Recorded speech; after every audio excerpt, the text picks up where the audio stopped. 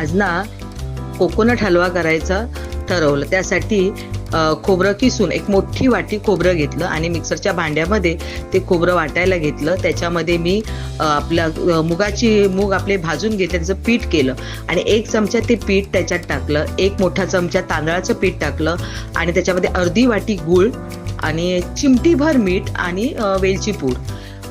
वाटताना पाणी टाकून हे सगळं बारीक छान वाटून घेतलं.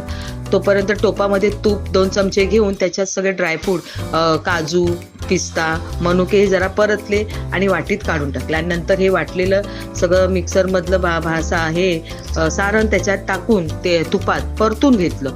चांगलं परतायचं, खाली लागू द्यायचं नाही आणि त्याला ढवळत राहायचं.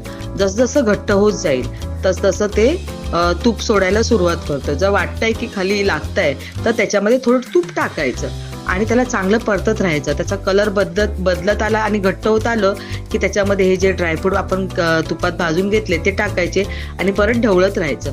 आणि मग अशा प्रकारे त्याचा मस्तपैकी कलर आला की समजायचं आता आपला हलवा तयार होतो. आणि मग त्याला मस्त हळदीच्या पानावरती मी काढून घेतलं आणि खायला आपला हलवा, कोकोनट हलवा तयार झाला.